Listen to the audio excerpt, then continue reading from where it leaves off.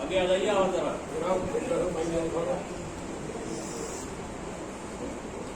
نعرے حیدری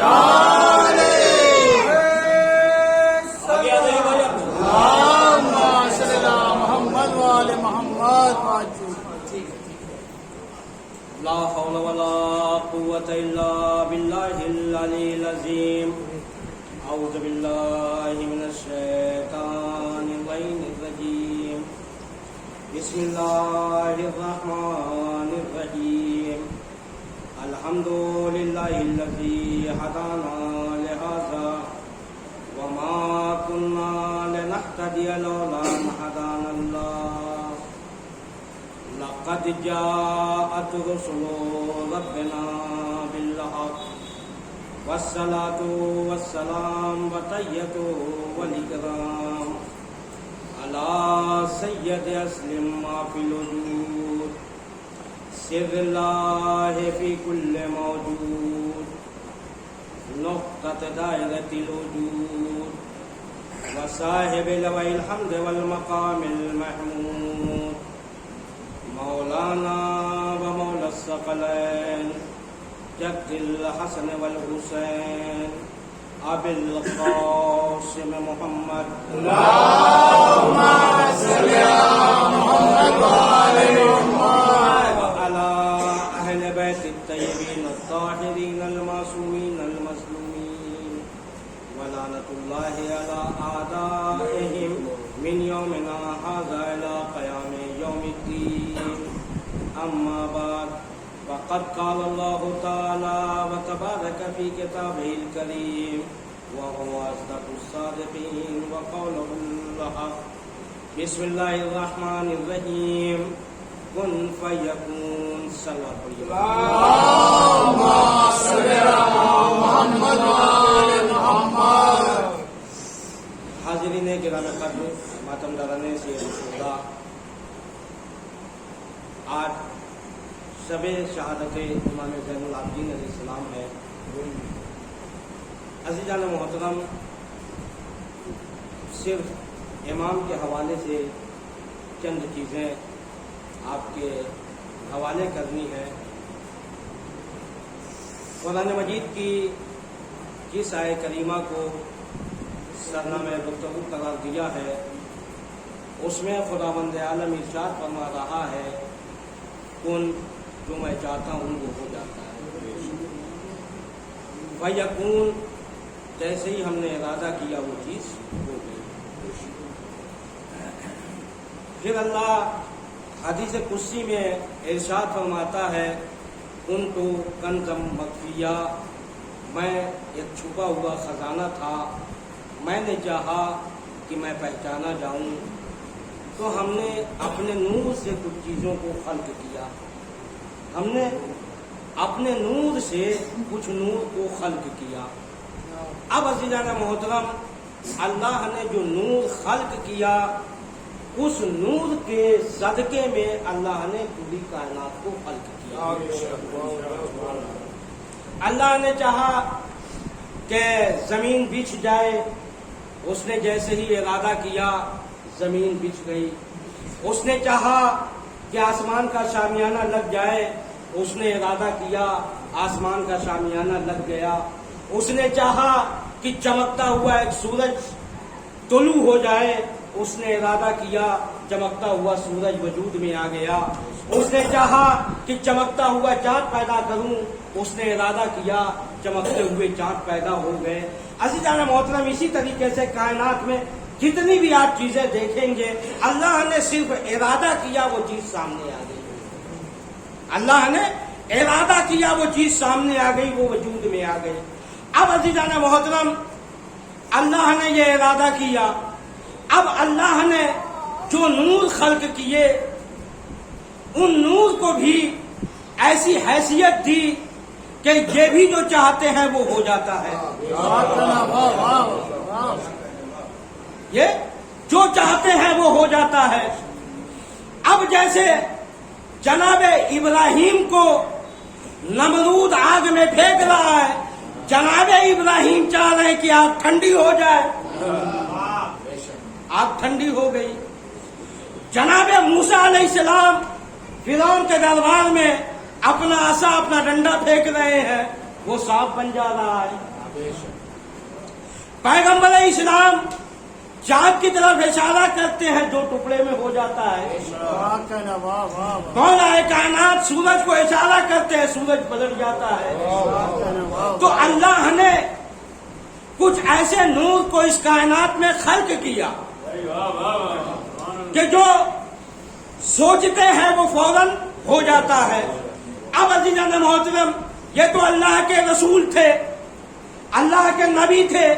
اب مولا کائنات، اللہ کے ولی، رسول کے ولی، جانشین رسول، ان کے دور میں آئیے، نبی کو جو دیا گیا اسے معجزہ کہا گیا، یہ معجزہ ہے۔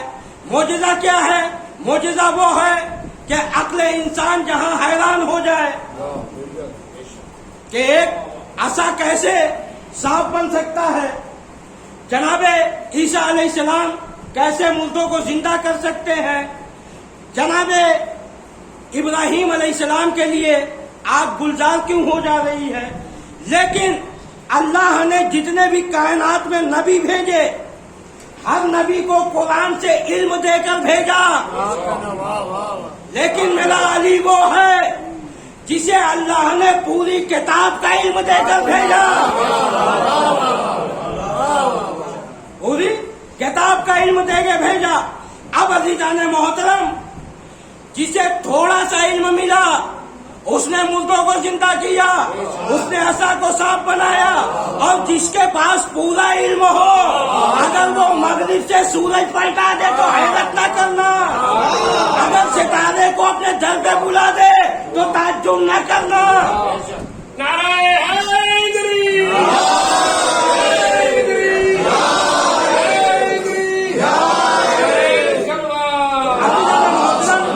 امام کا مرتبہ یہ ہوتا ہے۔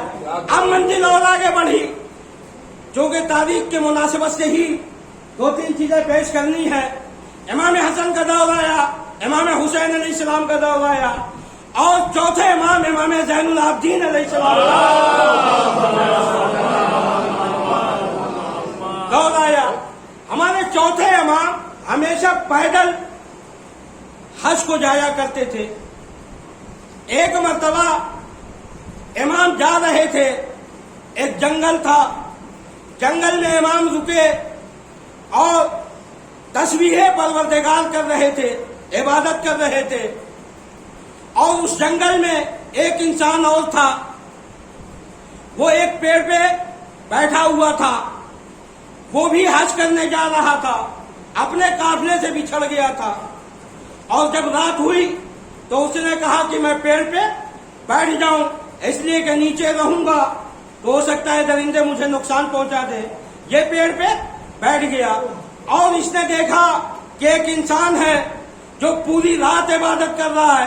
جب صبح نمودار ہوئی تو یہ اتر کے نیچے آیا، آنے کے بعد اس نے سلام کیا، امام نے جواب دیا، اور اس کے بعد اس نے کہا کہ آپ کہاں جا رہے ہیں؟ کہا کہ حج کو جا رہے ہیں۔ کہا آپ کے پاس کوئی سامان نہیں ہے، نہ کھانے پینے کا، نہ بیٹھنے اڑنے کا، کہا کوئی سامان نہیں ہے۔ کہا کہ اللہ کے لیے جا رہا ہوں، اللہ کی عبادت کے لیے گھر سے نکلا ہوں۔ کہا کھانے پینے کا انتظام اللہ کرے گا، کہا اللہ کھانے پینے کا انتظام کرے گا۔ اس کے بعد امام نے اس سے پوچھا کہ اچھا یہ بتا تو کہاں جا رہا ہے؟ کہا مولا میں بھی حج پہ جا رہا ہوں۔ کہا میں بھی حج پہ جا رہا ہوں، لیکن میں اپنے قافلے سے بچھڑ گیا اور میں راستہ بھول گیا، اور کہا میں بھٹکتے بھٹکتے اس جنگل میں آ پہنچا۔ کہا اب مجھے یہ امید ہے کہ اب میں حج نہیں کر پاؤں گا۔ امام نے کہا اپنی آنکھ بند کرو۔ امام نے کہا اپنی آنکھ بند کرو۔ اس نے اپنی آنکھ بند کی۔ امام نے کہا اپنا ہاتھ میرے ہاتھ میں دو۔ اس نے اپنا ہاتھ امام کے ہاتھ پہ دیا، اور جیسے ہی ہاتھ پہ دیا امام نے کہا آنکھیں کھولو، اس نے آنکھ کھولی، اب کیا منظر دیکھ رہا ہے کہ میں خانہ کعبہ میں موجود ہوں۔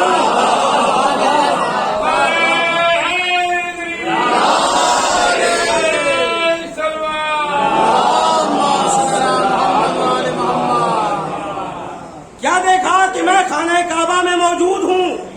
اب اس کے بعد امام نے کہا یہ دیکھو تمہارے قافلے والے وہ فلاں جگہ کھڑے ہیں۔ ایک مرتبہ وہ کہتا ہے کہ آپ اپنا نام تو بتا دیجئے کہ آپ نے منٹوں کا سفر، کہا کہ آپ نے کئی دنوں کا سفر آپ نے ایک ساتھ میں طے کرا دیا۔ کہا کہ اپنا تعارف تو کرائیے۔ امام حجر اسود کی طرف مڑے، حجر اسود کی طرف مڑے، کہا یہ پتھر تمہیں بتائے گا میں کون ہوں۔ امام نے جیسے ہی کہا حجر اسود سے یہ آواز آئی، یہ ابن مکہ ہے، ابن مدینہ ہے، ابن صفا ہے، ابن مروہ ہے۔ اب عزیزان محترم، اس کے بعد امام اپنا تعارف کراتے ہیں کہ میں علی ابن الحسین ہوں، میں علی ابن الحسین ہوں۔ اس وقت کا حاکم بادشاہ ہشام ابن عبد الملک جو دشمن اہل بیت تھا، یہ بھی حج کرنے کے لیے آیا ہوا تھا۔ یہ حج کے دوران چاہ رہا تھا کہ میں کسی طریقے سے حجر اسود تک پہنچ جاؤں، حجر اسود تک میں پہنچ جاؤں، لیکن اتنا رش تھا، اتنا مجمع تھا کہ یہ جب بڑھنا چاہتا تھا مجمع کی وجہ سے، بھیڑ کی وجہ سے یہ حجر اسود تک نہیں پہنچ پا رہا تھا۔ اس کے بعد یہ ایک جگہ بیٹھ گیا کہ مجمع ختم ہوگا تب میں حجر اسود کا بوسہ لوں گا، مجمع ہٹ جائے گا تب میں حجر اسود کا بوسہ لوں گا۔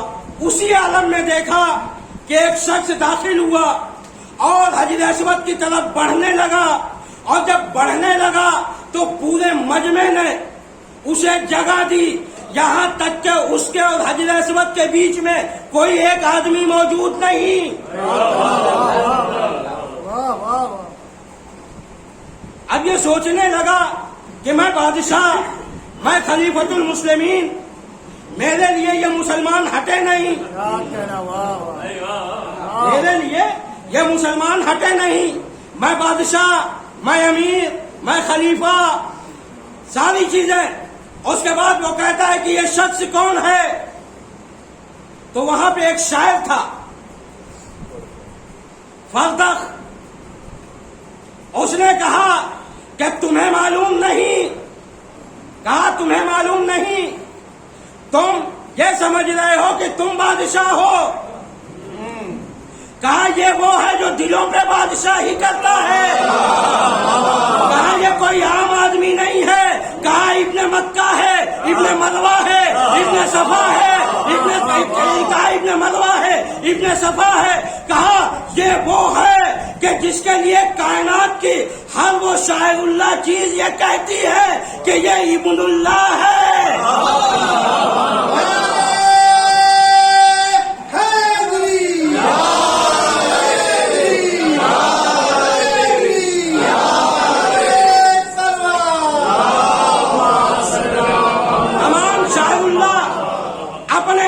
منسوب کرتی ہے، کعبہ کہتا ہے میرا بیٹا ہے، مکہ کہتا ہے میرا بیٹا ہے، مدینہ کہتا ہے میرا بیٹا ہے، صفا کہتی ہے میرا بیٹا ہے، مروہ کہتا ہے میرا بیٹا ہے، کہا یہ علی ابن الحسین ہے۔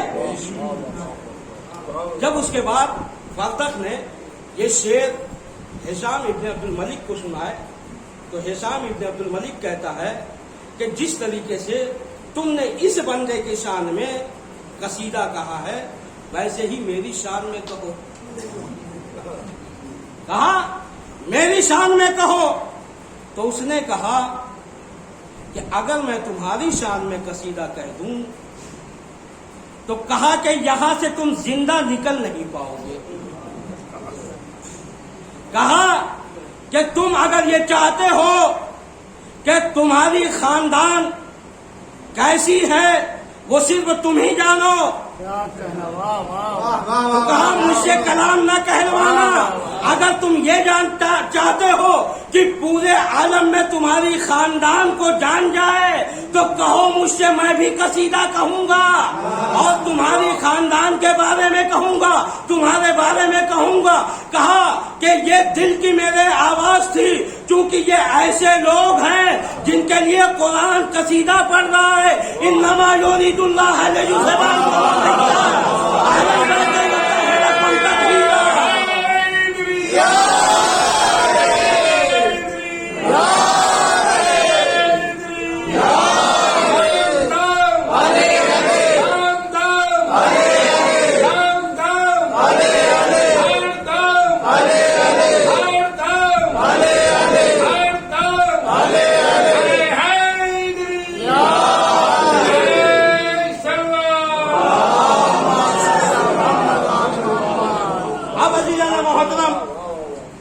حشام ابن عبد الملک جب اس نے امام کی عبادت کو دیکھا، امام کے سجدوں کو دیکھا، تو اس نے کہا کہ چونکہ وہ یہ چاہ رہا تھا کہ لوگ ہٹیں اور میں بھی حجر اسود تک پہنچ جاؤں۔ اب عزیزان محترم لوگ نہیں ہٹے، حجر اسود تک نہیں پہنچ پا رہا تھا، تو اس نے امام کے سامنے گیا اور جانے کے بعد کہنے لگا کہ آپ عبادت کرتے ہیں، آپ سجدوں پہ سجدے کر رہے ہیں، آپ کو سجدوں کی کیا ضرورت ہے؟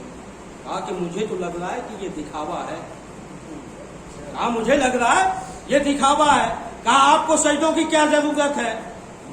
بھائی آپ کے دادا علی مرتضیٰ، جس کے لیے پیغمبر نے فرمایا کہ یا علی انت قسیم الجنہ والنار، علی جنت و جہنم کے بانٹنے والے۔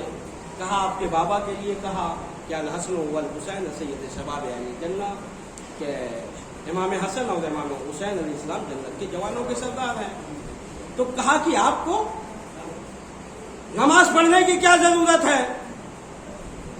آپ کو عبادت کرنے کی کیا ضرورت ہے؟ بھائی جنت تو آپ کی میراث ہے، کہا آپ کو پڑھنے کی کیا ضرورت ہے؟ اب عزیزان محترم امام نے کہا کہ کیا تم نے قرآن پڑھا ہے؟ کہا کیا تم نے قرآن پڑھا ہے؟ کہا ہاں ہم نے قرآن پڑھا ہے۔ کہا سورہ مزمل پڑھا؟ کہا کیا سورہ مزمل پڑھا؟ اس نے کہا کہ ہاں پڑھا۔ کہا یہ بتاؤ کہ رسول جنت کے مالک ہیں یا نہیں؟ کہا رسول جنت کے مالک ہیں یا نہیں؟ اس نے کہا کہ ہاں رسول جنت کے مالک ہیں۔ تو کہا کہ اللہ قرآن میں کہہ رہا ہے اے کملی اوڑھنے والے اپنی عبادت کو کم کرو۔ کہا اپنی عبادت کو کم کرو۔ کہا وہ کہہ رہا ہے مگر پیغمبر عبادت کر رہے ہیں، سجدوں پہ سجدے کر رہے ہیں، یہاں تک کہ ان کے پیروں میں ورم آ جاتے ہیں۔ اب عزیزان محترم امام کی نماز کا یہ عالم تھا کہ امام ایک مرتبہ مصلی عبادت پہ کھڑے ہوئے تھے، شیطان نے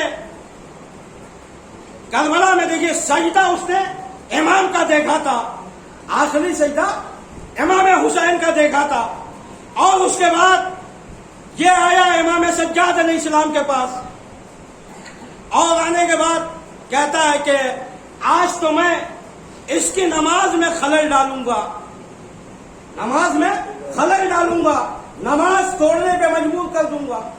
اب اس کے بعد تاریخ نے لکھا کہ جہاں امام سجدہ کرتے تھے بالکل وہیں سے اژدہے کی شکل میں ظاہر ہوا کہ سامنے ہر آدمی سجدگاہ پہ نگاہ کیے ہوتا ہے کہ جب امام دیکھیں گے امام نماز کو توڑ دیں گے، لیکن اس نے دیکھا کہ میں ظاہر ہوا مگر امام بالکل بھی اس کی طرف متوجہ نہیں ہوئے۔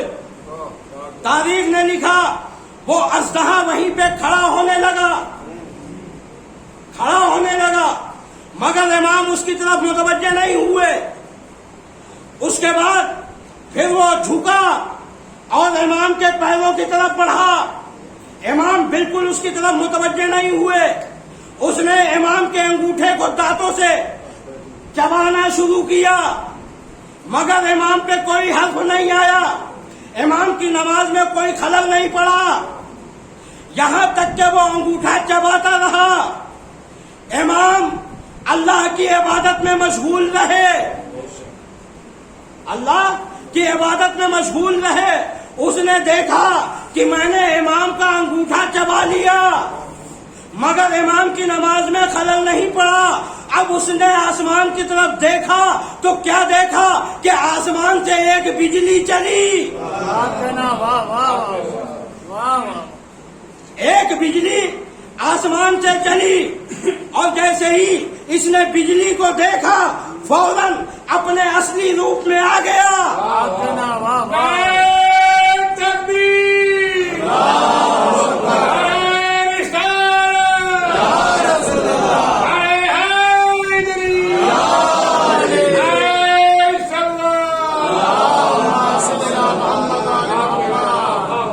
अपनी असल हैबत में आया और आने के बाद उसने इमाम के हाथ को पकड़ा और पकड़ने के बाद कहता है कि आपके नाना ने सच कहा था, अंता ज़ैनुल आबिदीन।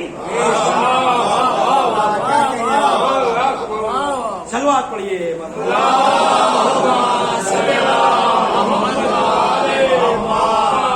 कहा आपके नाना ने सच कहा था कि अंता ज़ैनुल आबिदीन।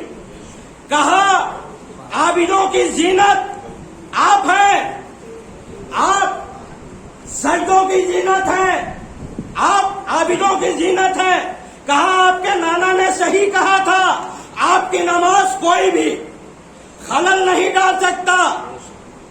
कहा कि आप अहले बैत ऐसी नमाज पढ़ते हैं कि कोई खलल नहीं।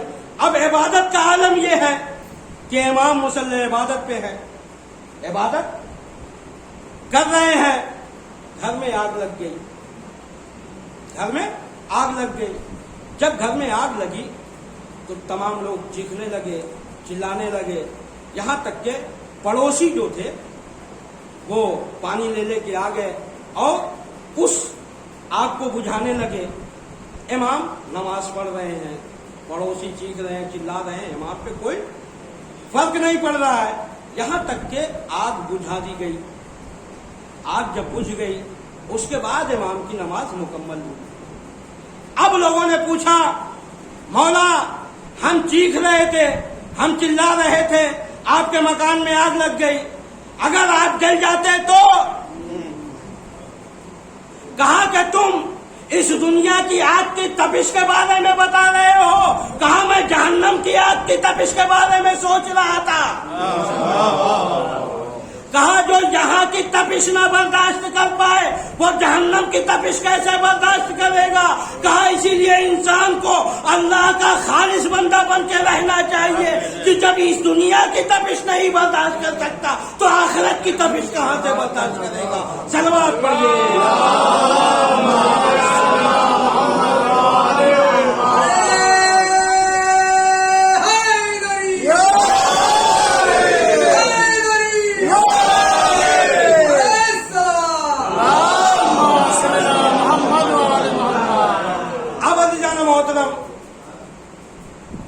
इमाम मुसल्ले इबादत पे और हमारे पांचवें इमाम इमाम मोहम्मद बाक़िर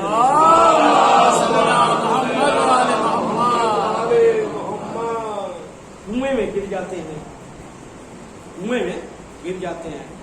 इमाम नमाज पढ़ रहे हैं, लोग आवाज दे रहे हैं, चिल्ला रहे हैं, चीख रहे हैं। इमाम इत्मीनान के साथ नमाज पढ़ रहे हैं। यहां तक कि इमाम की नमाज मुकम्मल हुई। इमाम की नमाज मुकम्मल हुई। जब इमाम की नमाज मुकम्मल हुई तो लोगों ने आके कहा कि मौला आपका बेटा कुएं में गिर गया और आप हैं कि इबादत छोड़ते नहीं, इबादत तोड़ते नहीं। तो एक मरतबा इमाम ने कहा आओ جس کی میں عبادت کر رہا تھا، کہا جس کی میں عبادت کر رہا تھا اس کے بارے میں تمہیں بتاؤں، کہا کہ میں خالصاً اللہ کی عبادت کرتا ہوں، کہا اس لیے اللہ بھی میری امانت کو محفوظ رکھے گا۔ امام کنویں کے پاس گئے اور جانے کے بعد جیسے ہی کنویں سے کہا میری امانت واپس کرو، تاریخ نے لکھا کنویں کا پانی اس طریقے سے بڑھا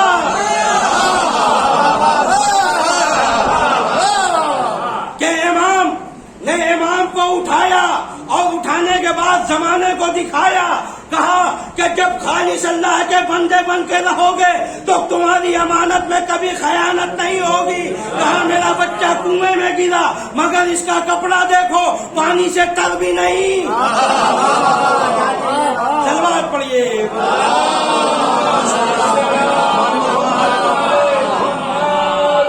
اب عزیزان محترم آخری چیز کہ ابو حمزہ صاحبی جو چوتھے امام کے خاص صحابیوں میں سے ایک صحابی ہیں، یہ روایت کرتے ہیں کہ میں امام کے پاس بیٹھا ہوا تھا،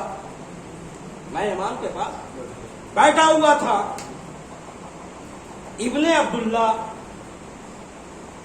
عمر ابن عبداللہ امام کی خدمت میں آئے اور آنے کے بعد کہنے لگے کہ میں نے یہ سنا ہے کہ آپ کہتے ہیں کہ جناب یونس کو مچھلی نے جو نگلا تھا وہ صرف اس لیے نگلا تھا کہ آپ نے ولایت علی قبول کرنے میں ہلکی سی کوتاہی کی۔ ابو حمزہ سعدی کا یہ بیان ہے، کہا یہ میرے سامنے کی بات ہے اور یہ چوتھے امام کے خاص صحابیوں میں سے ہیں۔ کہا کہ عبداللہ آئے میرے سامنے اور آنے کے بعد کہنے لگے کہ میں نے یہ سنا ہے کہ آپ کہتے ہیں کہ جناب یونس علیہ السلام کو مچھلی نے اس لیے نگلا کہ انہوں نے ولایت علی کو قبول کرنے میں ہلکی سی کوتاہی کی۔ ہمارے چوتھے امام نے کہا کہ ہاں بالکل صحیح بات ہے، کہا بالکل صحیح بات ہے۔ اب عزیزان محترم اس نے کہا کہ پروف کیا ہے، ثبوت کیا ہے؟ اب دیکھیے ثبوت کے لیے یا تو جناب یونس زندہ ہوں، ہے نا، جناب یونس علیہ السلام زندہ ہوں جو گواہی دے کہ ہاں میری سستی کی وجہ سے مچھلی نے مجھے نگلا، یا یہ کہ وہ مچھلی آ کے بتائے، ہے نا، یا تو وہ مچھلی آ کے بتائے۔ اب عزیزان محترم انہیں پروف چاہیے، ثبوت چاہیے۔ امام نے کہا کہ ٹھیک ہے۔ امام نے کہا کہ تم اپنی آنکھیں بند کرو، اپنی آنکھیں بند کرو۔ عبداللہ ابن عمر کہتا ہے کہ میں نے اپنی آدھی آنکھ بند کی، کہا اپنی آدھی آنکھ بند کی اور میں یہ دیکھنا چاہ رہا تھا کہ امام آنکھ بند کروا کے کرنا کیا چاہ رہے ہیں۔ تو امام نے کہا کہ آدھی آنکھ بند کرنا یہ مجھے پسند نہیں ہے، کہا مجھے پسند نہیں ہے، تم پوری آنکھ بند کرو۔ اب اس نے آنکھ بند کی، اس کے بعد امام نے کہا اپنا ہاتھ میرے ہاتھ میں دو۔ عبداللہ ابن عمر نے اپنا ہاتھ امام کے ہاتھ میں دیا اور جیسے ہی ہاتھ میں دیا ویسے ہی امام اپنی آنکھوں کو بند کرتے ہیں اور بند کرنے کے بعد چند لمحوں کے بعد امام کہتے ہیں کہ اپنی آنکھیں کھول دو۔ اب عبداللہ ابن عمر یہاں سے بیان کرتا ہے کہ میں نے اپنی آنکھ کھولی تو کیا دیکھا کہ میں سمندر کے بیچ میں کھڑا ہوں،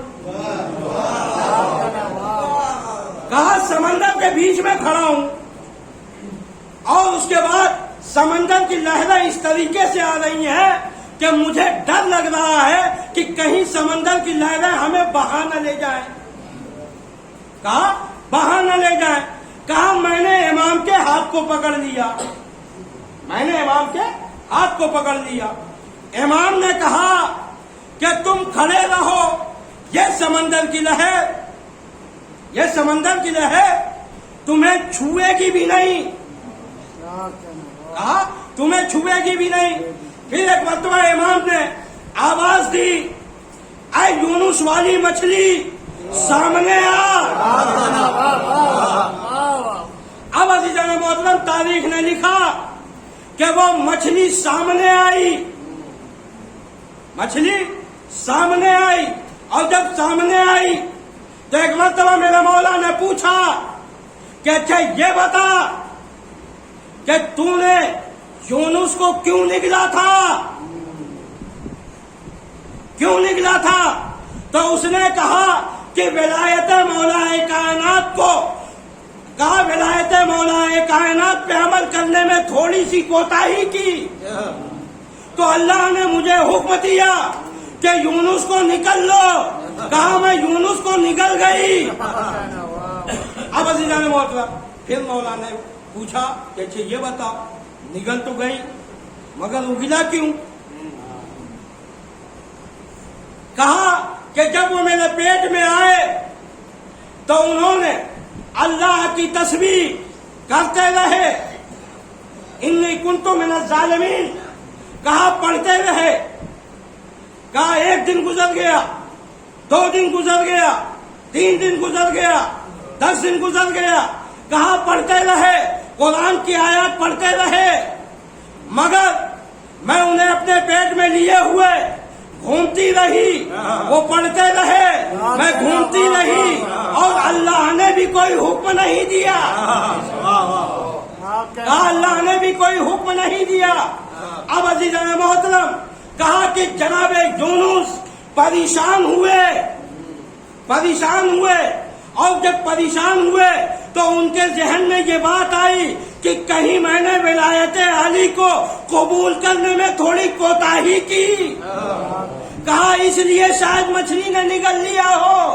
کہا جیسے ہی جناب یونس نے یہ سوچا ویسے ہی اللہ کا حکم آیا، مچھلی نے سمندر کے کنارے ساحل پہ اگل دو،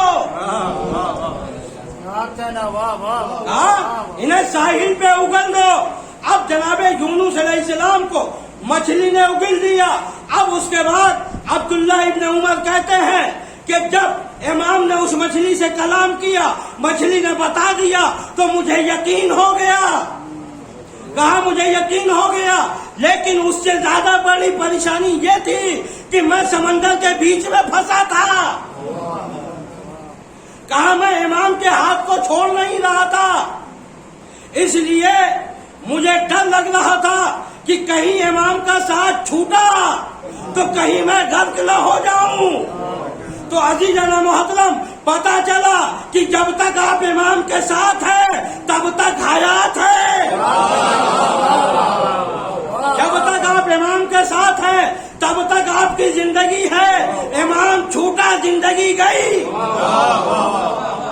اب عزیزان محترم امام نے پھر کہا کہ اے عبداللہ ابن عمر اپنی آنکھ بند کرو۔ عبداللہ ابن عمر نے اپنی آنکھ بند کی، اور جیسے ہی بند کی اس کے بعد امام نے کہا کہ کھولو، اب آنکھ کھولی۔ اس کے بعد دیکھا کیا کہ جہاں امام بیٹھے ہوئے تھے وہیں امام بیٹھے ہوئے ہیں، جس دروازے سے میں آیا تھا اس دروازے پہ جو کھڑا تھا وہ اب بھی کھڑا ہے۔ اب عزیزان محترم سوچنے والی بات ہے کہ تمام کے تمام لوگ جو امام کے چاہنے والے ماننے والے بیٹھے ہوئے تھے، اور جو ان کے ساتھ آئے ہوئے تھے وہ بھی بیٹھے ہوئے تھے، امام علیہ السلام انہیں لے کے گئے، سمندر کی سیر کروا دی، اور وہاں سے لوٹ کے آ گئے، اور سب کو بس یہی لگا کہ امام نے آنکھیں اس سے کہا کہ بند کرو، اور امام نے کہا آنکھیں کھولو۔ سب نے کیا دیکھا؟ بس اتنا دیکھا کہ امام نے کہا آنکھیں بند کرو، امام نے کہا آنکھیں کھولو۔ اب سوچئے آپ کتنا وقت لگا، کتنا وقت لگا کہ سمندر میں بھی گئے، مچھلی سے کلام بھی کیا، اور اس کے بعد آئے۔ اب عزیزان محترم تو جو اللہ کا ولی ہوتا ہے، اللہ کا جانشین ہوتا ہے۔ اب عزیزان محترم، اگر وہ ایک رات میں اپنے بستر سے معراج کی منزل طے کر لے اور منزل طے کر کے آ جائے، بستر گرم رہے تو اس پہ اعتراض نہ کرنا۔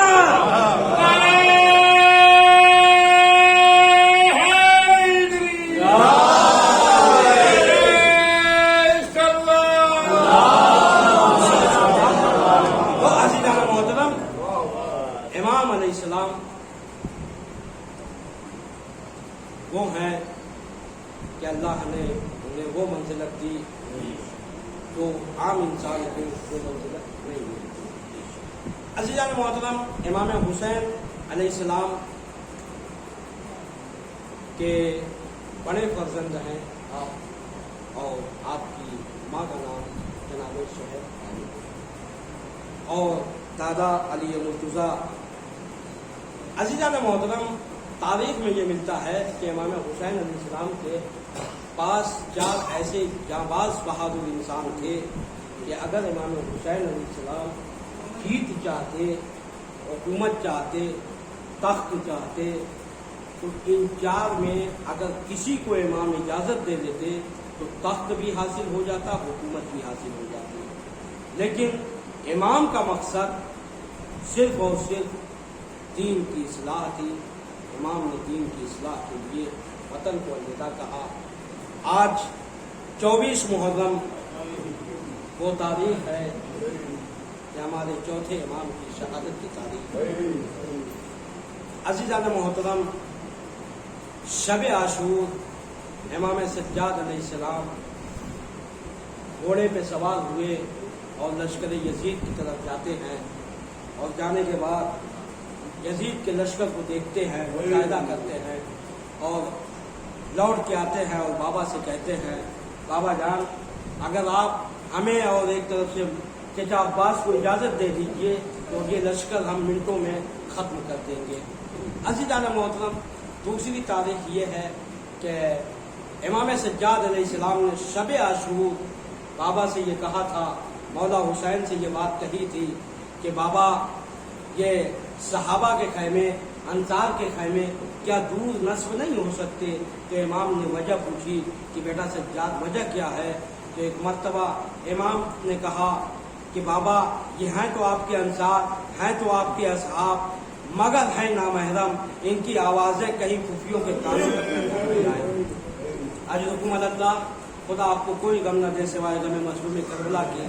آپ یہ سوچئے کہ جو عشر عاشور، جو شب عاشور یہ بات کہہ رہا ہے کہ بابا یہ صحابہ کے خیمے دور نصب کرا دیجئے، کہیں ان کی آوازیں خفیوں کے کانوں تک نہ پہنچ پائے، میں کہوں گا مولا اس وقت تو سید سجاد، مولا اس وقت عباس زندہ ہے، قاسم زندہ ہے، اکبر زندہ ہے، امام حسین خود زندہ ہے، لیکن بعد شہادت امام حسین جب یہ لشکر اعلیٰ خیمے میں گھس جائیں گے، خیام میں آگ لگا دیں گے، مال و اسباب لوٹ لیں گے، بیویوں کے سروں سے ردائیں چھین لیں گے، تو آپ یہ منظر کس طریقے سے برداشت کریں گے؟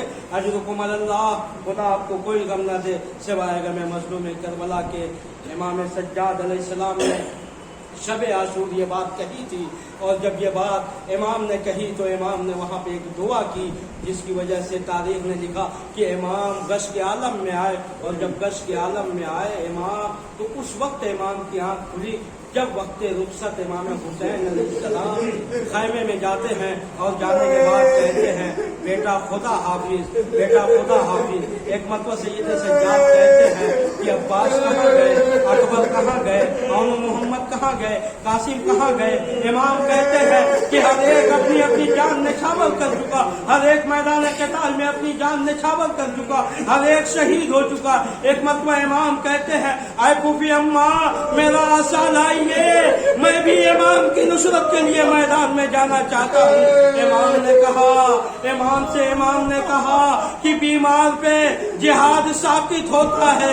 एक मरतबा इमाम ने इमाम को खुदा हाफिज कहा। इमाम हुसैन मैदान क़िताल में गए और जब इमाम हुसैन मैदान क़िताल में गए और दुश्मनों से लड़े, एक वक्त वो आता है कि इमाम घोड़े पे संभल न सके, जमीन पे आए और जब जमीन पे आए शिम्र मलून खंजर लेके आगे बढ़ा और इमाम के सरो तन में जब जुदाई कर देता है, जमीन करबला हिलने लगती है, फुरात का पानी नहरों उछलने लगता है। तो एक मर्तबा जनाबे ज़ैनब सैयदे सज्जाद के खैमे में जाती है और जाने के बाद कहती है, बेटा सैयदे सज्जाद क्या कयामत आ गई। खुदा आपको कोई गम न दे। एक मर्तबा सैयदे सज्जाद जो गज से अभी फाका हुए हैं कहते हैं, फूफी अम्मा जरा खैमे का पर्दा तो हटाइए। अब जो खैमे का पर्दा हटा, क्या देखा? बाबा का सरनों के नेज़ा पे। खुदा आपको कोई गम न दे सिवाय गम मज़लूम करबला के। बाद शहादत इमाम हुसैन अहले आलम को असीर कर लिया गया और जब असीर किया गया तो इमाम को कूफे की तरफ ले जाया जाने लगा। कूफे के बाजार में जब ये काफिला पहुंचा तो वहां पे निदा दी जा रही थी, ऐ कूफे वालों आओ देख लो, अली की बेटियां हैं हमारे साथ और रसूल की नवासियां हैं हमारे साथ, अली और बतूल की बेटियां हैं हमारे साथ। एक मर्तबा तारीख ने लिखा, सैद इब्ने साइदी जो रसूल के सहाबी भी हैं, अली के भी सहाबी हैं, जब उन्होंने देखा चमकते हुए चेहरों को, उन्होंने कहा ये किसका काफिला है। पता चला कुछ कैदी है जिन्हें कैद किया गया है, इन्होंने हुकूमत के खिलाफ खुरूज किया है। एक मर्तबा जैसे ही ये करीब जाते हैं और सलाम करते हैं, अस्सलामु अलैका या कैदी, ऐ कैदी तुझ पे मेरा सलाम हो। जवाब आता है, ऐ नाना के सहाबी तुम पे भी मेरा सलाम हो। इसलिए माँ को पहली मर्तबा किसी ने अब तक सलाम किया, करबला से कूफे तक इमाम को किसी ने सलाम नहीं किया। ये सैद इब्ने साइदी था जो पहली मर्तबा इमाम को सलाम करता है। जब इमाम को सलाम करता है, इमाम ने जवाब दिया, ऐ मेरे नाना के सहाबी तुम पे भी मेरा सलाम। जब नाना का नाम आया शहर तड़प गया और तड़पने के बाद दौड़ते हुए उस कैदी के पास जाते हैं और जाने के बाद कहते हैं, ऐ कैदी तू कौन है जो इस तरीके से जवाब दे रहा है? कहा ऐसे पहचाना नहीं, मैं अली इब्नुल हुसैन हूँ। आपको कोई गम न दे सिवाय गम मज़लूम करबला के। एक मर्तबा सैद इब्ने साइदी हाथों को जोड़ देते हैं, मौला अगर कोई हुक्म हो तो इस गुलाम के लिए आप कहिए। एक मर्तबा इमाम कहते हैं, ऐ मेरे नाना के सहाबी मेरी खूबियों के सरों से चादरें छीन ली गई, मेरी खूबियों के सरों से चादरें छीन ली गई, हो सकता है तो कुछ चादर का इंतजाम कर दे। शहर दौड़े हुए जाते हैं और जाने के बाद कुछ चादर लाते हैं। जैसे ही सैयदे सज्जाद को चादर देते हैं, चादर सैयदे सज्जाद लेके आगे बढ़ते हैं, ज़ैनब व कुलसूम को देते हैं। जैसे ही ज़ैनब व कुलसूम ने चादर ली, इब्ने मरजाना आगे बढ़ता है और बढ़ने के बाद सैयद इब्ने साइदी को ताज़ियाना मारता है। सैयद इब्ने साइदी जख्मी हो जाते हैं, कूफे के बाजार में दम तोड़ देते हैं। मंजिल और आगे बढ़ी, शाम में इमाम पहुंच गए। इमाम जब खान शाम में पहुंचे तो वहां पे यजीद 700 कुर्सी नशीन शराबियों के साथ बैठा रहा और जश्न मनाता रहा और अपनी फतह का ऐलान करता रहा। एक मर्तबा इमाम ने कहा, ऐ यजीद مجھے بھی اجازت دے کہ میں بھی منبر پہ جا کے بیان کروں۔ یزید نہیں چاہتا تھا کہ سید سجاد کچھ بیان کرے، مگر جو دربار میں بیٹھے ہوئے تھے سب نے کہا اے یزید اسے بھی اجازت دے دے، جس کے ہاتھوں میں ہتھکڑیاں، پیروں میں بیڑیاں، جس کے گلے میں توپے خاردار، وہ منبر پہ کیا بولے گا۔ مگر جب سید سجاد منبر پہ گئے، وہ خطبہ دیا، اپنا تعارف کرایا، انا علی ابن الحسین، انا ابن مکہ، انا ابن مدینہ، انا ابن صفا و مروہ۔ ایک مرتبہ جیسے ہی امام اپنا تعارف شروع کرتے ہیں کہ ایک مرتبہ یزید کے دربار میں کوہرام برپا ہو جاتا ہے، یزید تو نے کس کو قتل کیا، تو کس کا جشن منا رہا ہے۔ ایک مرتبہ یزید نے کہا اذان دی جائے، اذان جیسے ہی شروع ہوئی مؤذن نے کہا اللہ اکبر، امام سجاد سنتے رہے۔ دوسری بار مؤذن نے کہا اللہ اکبر، امام سجاد دہراتے رہے۔ تیسری بار مؤذن نے کہا اللہ اکبر، امام اذان کو دہراتے رہے۔ چوتھی مرتبہ جب مؤذن نے کہا اللہ اکبر، امام دہراتے رہے۔ لیکن جیسے ہی اس نے کہا اشہد ان لا الہ الا اللہ، امام نے اسے بھی دہرایا اور کہا میں گواہی دیتا ہوں کہ اللہ کو، میں گواہی دیتا ہوں کہ اللہ کے علاوہ کوئی اللہ نہیں ہے۔ پھر اس نے جیسے ہی کہا اشہد ان محمد رسول اللہ، ویسے ہی سید سجاد بولے اے یزید یہ بتا یہ محمد تمہارے جد ہے یا ہمارے جد ہے؟ اجرکم اللہ۔ سید سجاد کو قید خانے میں ڈال دیا جاتا ہے۔ آخری چیز، آخری روایت اور مجلس تمام۔ ایک مرتبہ وہ وقت آتا ہے، 1 سال کا عرصہ جب گزر جاتا ہے، وقت آتا ہے امام کو رہا کر دیا جاتا ہے۔ امام کو جب رہا کیا جاتا ہے تو امام کے ہاتھوں میں جو ہتھکڑیاں تھیں، امام کے پیروں میں جو بیڑیاں تھیں، امام کے گلے میں جو توقع خاردار تھا، جب اسے امام سجاد علیہ السلام سے جدا کرنے کے لیے کہا گیا تو اس طریقے سے جو حداد تھا، جو ہتھکڑیوں کو نکالتا ہے پہناتا ہے، حداد نے کہا اے یزید ہتھکڑیاں امام کے ہڈیوں میں صلاحیت کر رہی ہیں۔ اجرکم اللہ۔ خدا آپ کو کوئی غم نہ دے، سوائے غم مظلوم کربلا کے۔